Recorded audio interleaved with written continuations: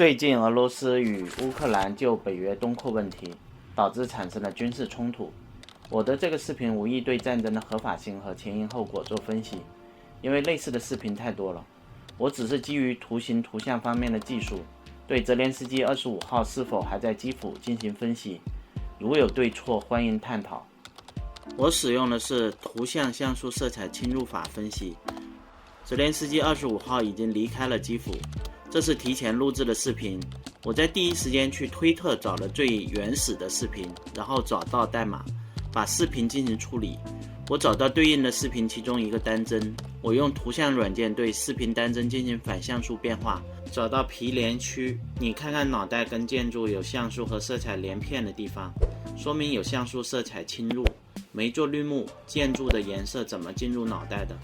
如果图像或者视频色彩正常的情况下，人眼很难识别出变化。但是我们把绿幕的方法用图像像素色彩侵入法反向操作，很明显总是有的地方是抠不干净的绿幕。关于战士的类似这样被作假的视频很多，比如某父亲离开小女孩去参加战争视频，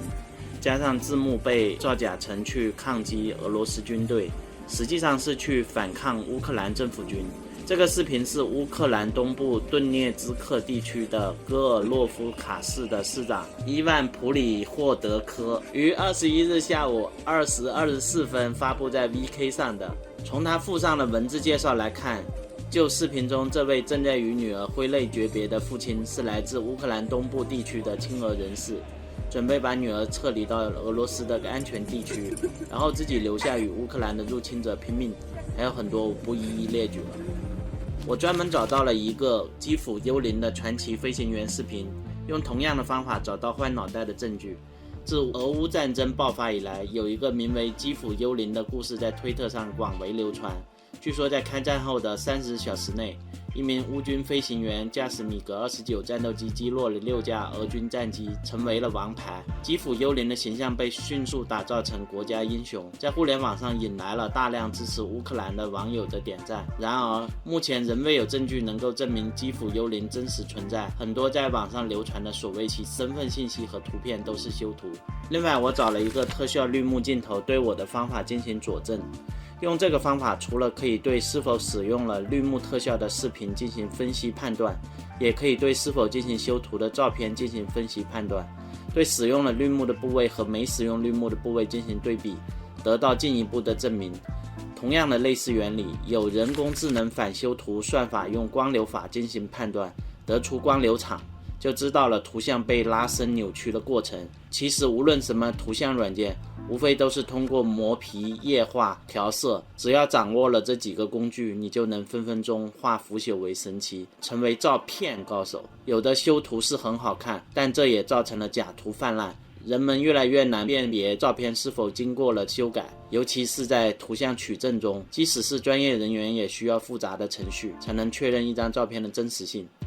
所以新闻照片往往是不允许修图，只允许简单调色，比如有电线杆不允许修掉，或者少个人也是不允许加进来。但是现在很多假新闻媒体，比如美国和欧洲的很多媒体，经常造谣诽谤造假，成为反向宣传机器。中国和俄罗斯一样被美国封锁，在中东，在中国的南海设置了第1岛链、第2岛链、第3岛链，在北京的楼上往南望下去，美国的基地的导弹全对着北京。可以看看一个很好的纪录片，即将到来的对华战争。大家多想想就能理解为什么美国会到处搞颜色革命和和平演变，为什么去叙利亚，为什么去伊拉克，为什么去阿富汗，为什么去中东，为什么搞俄罗斯，搞伊朗，搞古巴，为什么搞北朝鲜，还有台湾、香港。和平从未存在过。美国和苏联都曾经考虑过对中国使用核武器。中国的和平是用朝鲜战争、越南战争还有中印战争换来的，大家应该珍惜，而不是怨天尤人，也不是以德报怨。如果再次发生战争，想想自己能否像先烈一样冲锋陷阵，远比当键盘侠要好。美国和欧洲这些卑鄙的做法，已经形成了各种各样的套路和方法，找到对方国家的弱点区域和矛盾，先用媒体和非营利组织炮制和煽动颜色革命和支持和平演变，然后指责对方侵犯人权，继而进行各种制裁，这样对方国家经济和金融不稳定或者崩溃，物价飞涨和通货膨胀，国家领导层和人民之间会有矛盾、猜疑和不信任，美国和欧洲就会进行暗杀或者推翻政权，扶持伪政权，